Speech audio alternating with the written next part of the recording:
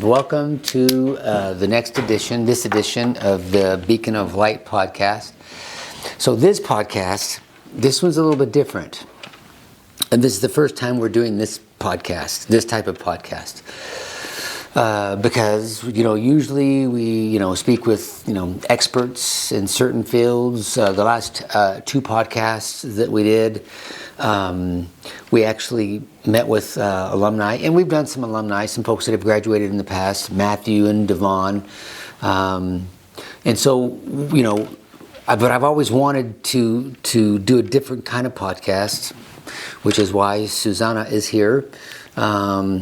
This podcast is different because you have no addictions. Right? So you don't really need the type of therapy, right? I mean, I guess we all need therapy in varying degrees, but you don't need therapy.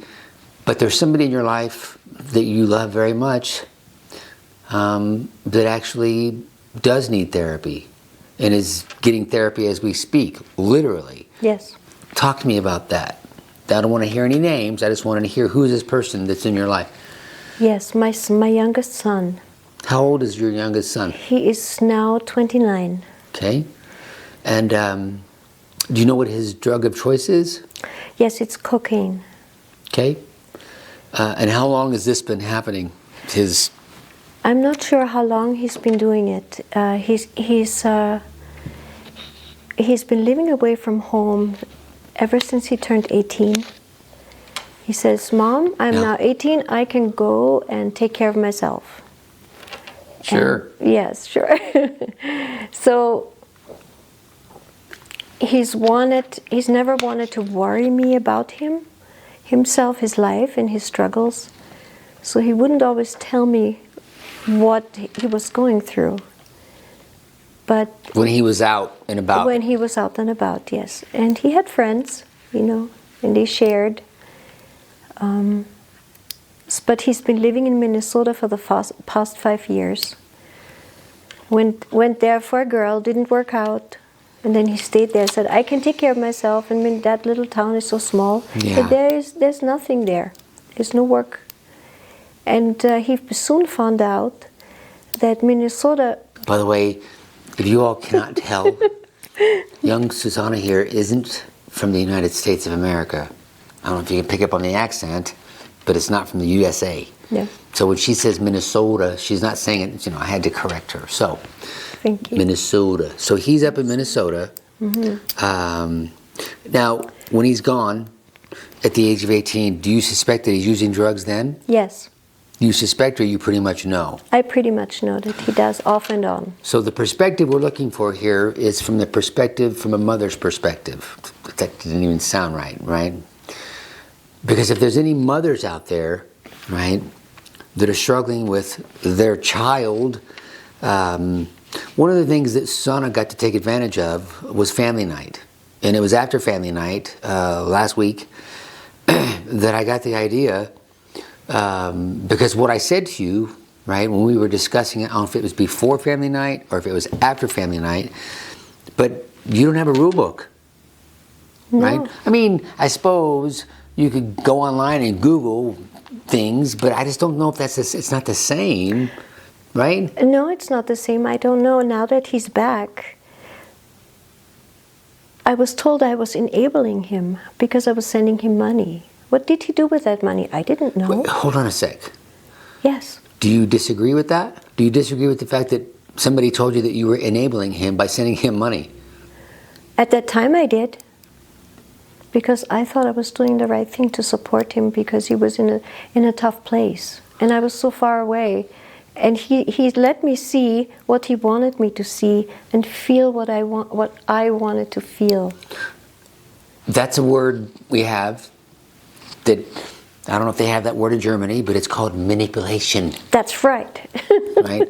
That's so right. That's what happens, is they, your loved one, whoever they are, I used to do the same thing, so I'm not pointing fingers, I'm not, living in a glass house throwing stones. But we tug on the heartstrings. right? If you love me, you're going to send me this money, right? And sometimes it'll get to the point to where, you know, fine, I'm just going to go use drugs, I'm going to OD, and I'm going to die, and it's going to be your fault because you didn't give me what I wanted. That is called manipulation. You know now that's what was happening, correct? So it's difficult from a mother's perspective, because this child that you gave birth to, that you love dearly, is out there, and you have no idea if they're in a gutter. You have no idea if they're even going to be alive the next day. You don't know. Am I being dramatic, or is that pretty much a thought process that you went through? There were some of those times, yes. But I tried to be sensitive to what he was telling me. And also if I didn't hear from him in a while, I knew that I needed to contact him, because he was holding something in that he was dealing with. And even though I wasn't going to be there, but we can talk about it. He's an adult, right? At this point, we can talk about it, and I can cheer him on I can tell him I believe in him, and you can do this, right? And now that he's here, everything has changed, because now I need to learn what kind of mother I need to be to him. Besides the deep love that I already have in me for him, but now I need to support him in different ways, and that includes my language, what I give or not give to him. Wait. Yeah. Are you saying you learned some things when you came to family night You last better week? believe it. I walked into that room, and I did not know what this was going to be in service to, but it was for me. Well, that's what It they was call for it, family all of night. us. Yeah. I still didn't know. I was never part of any of this. I walk in and everyone was so welcoming right away. It's not like when you walk into a room full of people and they are going to listen to a lecture of some sort. That was a completely different feeling. They looked at me. They invited me to sit next to them, those family members that were already there. And then we started talking and introducing each other. And I knew that there was a story before. I knew that people were so resilient, how resilient they became through the process of supporting You're their talking love. about the other family members, right? Yep, the other family members. It was amazing what I learned, how they cope with it. That was one was a mother, one was a wife. It was amazing how the resources they found to build themselves up so they can give, so they can be happy. One of the reasons, first of all, the main reason we decided to start doing family night is because somebody told me that, we got to do this, because you don't know, right? I mean, once again, I suppose you could go and Google some questions. And I've never done that. But for me, that's just so impersonal, right? And for us, if we bring the family members together, and by the way, part of that is we started a group text for you all, right? And I gave instructions, I think, to make sure that not just you all, being the family members that are on there, if you have a question, right, it goes to just, your group, your support group, there are the other families that were there, but it also goes to the entire staff, right? Because once again, I just don't know how much is out there. I mean, when you and I talked about this, right, I could hear it. I could feel your energy, like almost as if you were pleading for answers. Yes. Right? That's right. Because there are no answers for you, really, that I'm aware of. Once again, what do you get from Google? Who knows? That's right. But we were encouraged in this meeting to ask questions. Each other. How do you deal with this? How do you get up in the morning and start your day when you know that, you've been dealing with a husband who's come home and drunk himself into a stupor? How do you get up every day? How do you do this? Yeah. And each one of them could tell me something to help me personally on my own journey, because it rings true and it feels right, and it's their felt experience. It's not just something I read about, I heard about, and that's what made me very interested in coming back. Not just to learn more, but also to give. We gave to each other at that evening. That was the most important thing. Yeah, well, I don't know. I am a firm believer that when we share, I mean, we all think that we're so different, and I don't think we're ever that different at all. Really? You know, because I think that the stuff that we think it's unique to us because we've had our own personal experiences. But I don't think that's the truth. I think that we as human beings would be very surprised or when we realize that the things we're thinking and the things we're going through, most everybody is thinking, going through the exact same thing, right? Yeah. And I bet you were a little bit nervous before you went into your first family night meeting. Oh, and by the way, you do know that there's meetings out there. They're AA sponsored for family members.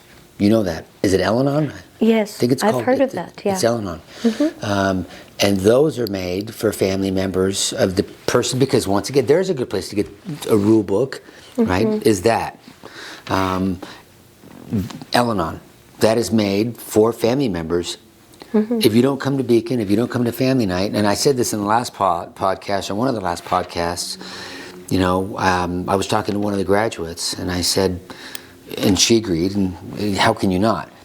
If you don't, you know, there's people that will watch this podcast that are, you know, way over in, you know, Buffalo, New York, or someplace, right? Obviously, they are not going to be able to come to get treatment at Beacon Recovery. But they can go to an Al-Anon meeting, they can go to an NA meeting, and an AA meeting, right? And get the support. The same thing that you felt when you walked through our doors in the group room, right? They can feel the same thing, right? And I encourage you to do the same thing as well. It would not hurt at all for you all, whoever you are, to explore going to, because you can't do this alone. I tell people, and you know this, with the addictions, you can't. But you can't either. That's right. As a parent. It felt really good to realize that both my son and I are going through a journey. This is our separate journey, but also now that we're here, we're going through this together. And all the times where he pushed me away, all those times we are now moving closer together. So he's not pushing you away? This is something, he's not pushing me away right now. I think I just saw you guys hug each other too. Yeah, he is amazing. I enjoy talking to him very much. He thinks about life. He has a lot to offer. We all do. Yes, we all do. I do know that. But what you're suggesting is that when he's stuck in his addiction, as anybody that's stuck in their addiction, one of the graduates here, Devon, right? He works here. I don't know if you met him or not. Lifelong drug user, right? Started, I think, using drugs when he was 6 or 7. Crazy. But he made a statement. When we are stuck in our addiction, we are soulless or soulless. And if somebody's soulless, right, they literally, their soul is possessed, because it kind of is, they're not realizing their purpose. That's right. And it's just such a tragic waste.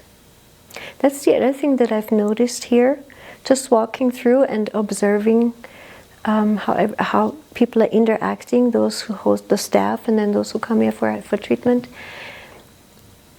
The individual person is accepted and welcomed here. When they were out there, they were just one of many, right? They lost being an individual. They were just someone out there on the street. And here, they're actually cared about. I watched them. I sat outside waiting for my turn in that little area with the chairs, and I watched people coming in and out. And this is a bustling place. People coming in, nurses, they talk to each other. They talk to those outside waiting for a ride. Do you want a ride? You know, we are all friends. I like that very, very much. That these people become someone again, and their individual journey is realized again. Yeah, I kind of dig it too. Yeah, I thought, and you know what else I thought? That what I know of you so far, you imbued that spirit in here, that bustling, moving forward, that activeness, that positive outlook. Yeah, but this is your spirit all over the place. So, but, you know, and people share that type of stuff with me kind of regularly. Well, not regularly, but I hear of people telling me stuff like that. And every time I hear something like that, I say, thank you, but I also have to say, it's not me. This isn't me, right? That bustling, move forward, it's not me. It is, well, it's God, right? This isn't my program. This is God's program. I've said it once, I'll probably say it 1,000,000 times. I tried it my way. And my way doesn't work. That's why I'm doing it His way. His way does work. His ways always have worked, and they always will work. Yeah. Right? And it's, I used to be embarrassed when I would talk about Jesus. I don't care. Why do I care? But I don't. If somebody doesn't agree, well, then too bad on you. I mean, it doesn't matter. The fact of the matter is, from me and what I teach at Beacon Recovery, it's in and through Jesus Christ. There is no other way. There just isn't. Jesus is the only way. And so I appreciate your comments. I would love in my ego to take credit. No, I wasn't addressing your ego.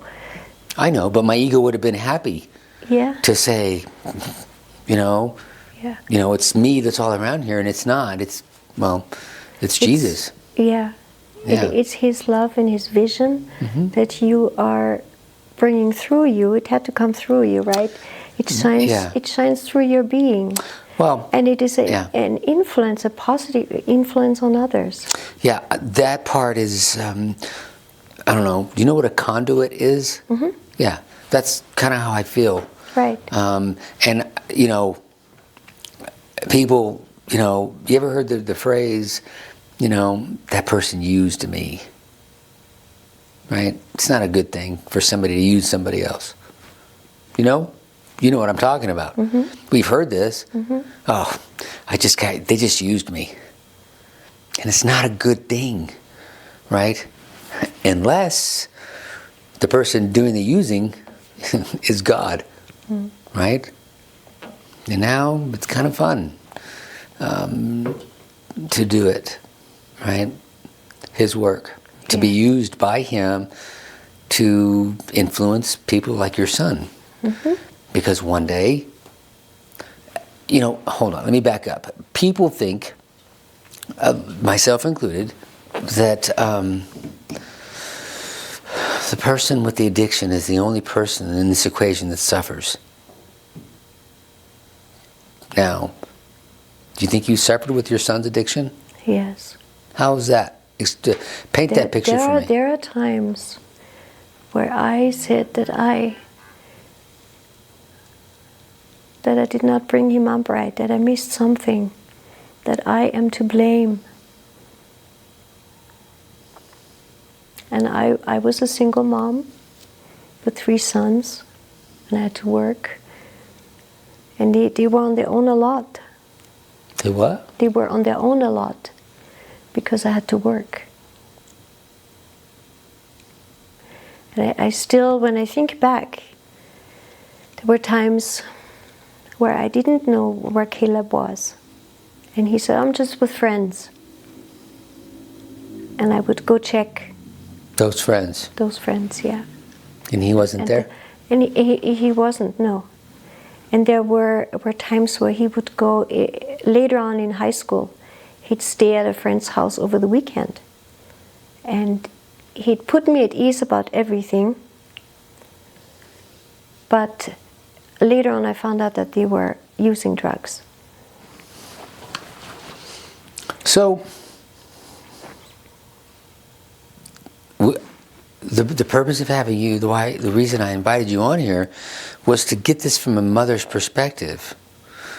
Because I got to tell you, there's probably a lot of mothers out there dealing with their child's addiction, right? I can't draw. I don't have anything to rely on that, or to rely. I don't have anything to compare it to, right? So I can put myself and have some level of empathy because I've never been there, right? But it's got to be a really gut-wrenching position to be in, to know that your child is doing these things. Yep. And living that life. Yep. We would have talks where he would just stand up straight in front of me, and I don't use language, meaning I didn't swear at him or anything, but I told him about my concerns and my worries about him, and tell me the truth. Where were you? What have you done? And he would not say much, because he didn't want to get his friends into trouble. So he didn't want to snitch. He did not want to snitch on his friends. How old was he when this was happening? That was 16, 17. He was that age. What do you say to the mothers and the fathers out there that are where you were when he was 16, 17, however old, right? I mean, did you think about when he was younger to figure out a way to get him in treatment? No, because I didn't think he didn't show usage of drugs that would disable him to go to school or... Wait. He always went to school. He always did all that. And when he came home, he didn't appear to be high or anything. So you didn't know he was doing drugs, or you did know he was doing... I did know that he was doing some drugs. But you didn't think it was going to be severe enough for him to get any kind of treatment. That's right. Because you didn't show any real signs of what you call a druggie. That's right. So you were concerned, but not really concerned. That's right. Now let's just, let's see. I want you to go back in time, right, to that period of time, knowing what you know right now about where your son currently is. Would you do things differently? Yes. That's what I want to talk about. Okay, because right now, I promise you, there's a mother, right? Maybe she's, doing the dishes, she's drying off, and if you're out there drying off a bowl, you're going to laugh. How did he know? I'm just, there's and it could be a father who is sitting at his desk and is anguishing, right? Because he and or she or they're getting little snippets of signs. Nothing major. Nobody's stealing stuff yet, right? Do you know that? It's I know he's using drugs, but it's not out of hand. He still goes to school, probably got decent grades. Right? I got Fs. If I got a D, then it was a great day. He probably got better grades than that. But it's just, he's not over the deep end, so let's just ride this out and not make a deal about it. Now what you know, because of where he is currently, what would you have done, what would you do differently being in that same situation? I would definitely find a place like this.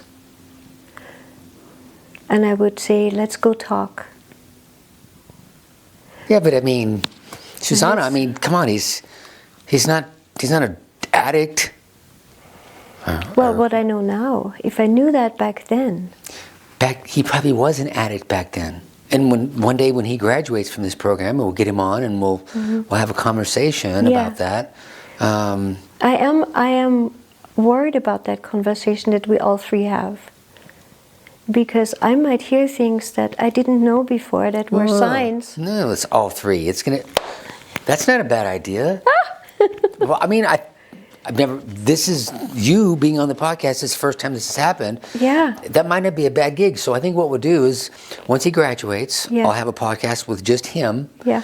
and then I'll bring you back on, right? And we'll have a podcast with the three of us. Yeah. Wait till you see this kid. I mean, But when you start listening to him, you know that there's more in there. that's kind of one of the biggest issues that I'm finding with all these folks. Yeah. Is they're not seen. That's right. Our society is trained to see someone and make up your mind who that is. Like going to school, grade school, everything has to be in a rubric. Everything has to fit somewhere. Well, and that's what we do with people too. Well, I mean, okay.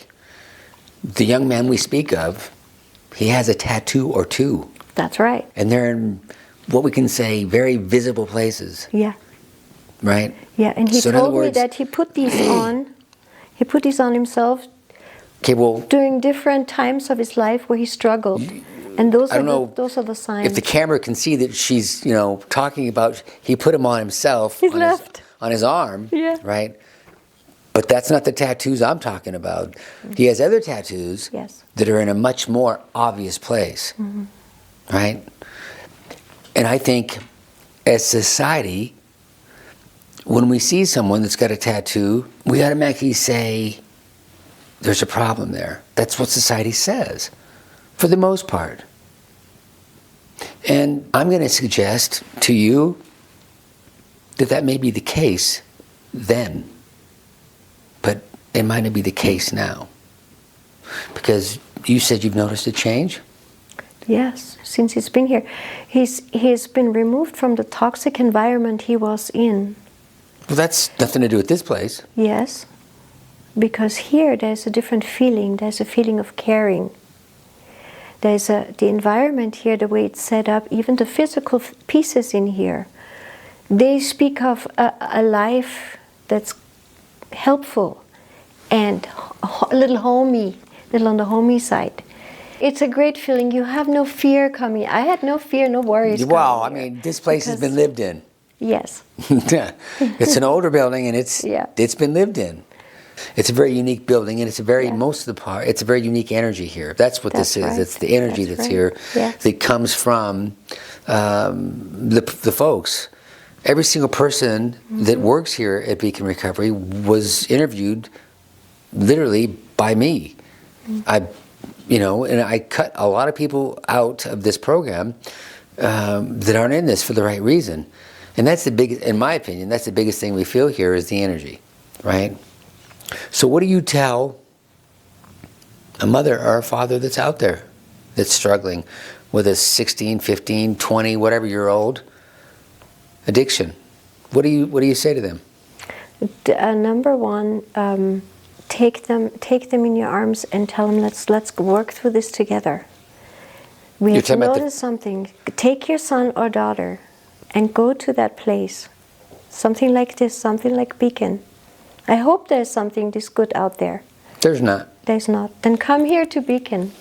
Come However, here if you can. I mean, I say that, but I don't. Beacon's a very unique facility. Yeah. Which is why our recidivism rate is 10.42% currently. That number does not exist, but that doesn't mean that I don't think that NA or AA work. Al-Anon, right? Yeah. Go someplace. Yeah. Because quite frankly, not everybody can come to Beacon. Right? Of course, yeah. Because of where they live, But this environment is such that you stop blaming yourself as a parent and as a sibling or a mother or a child. You stop blaming yourself, and you're overcoming that's being stuck and being hopeless, and you're starting to talk. You're starting to open up and finding words for how you feel. It's very important.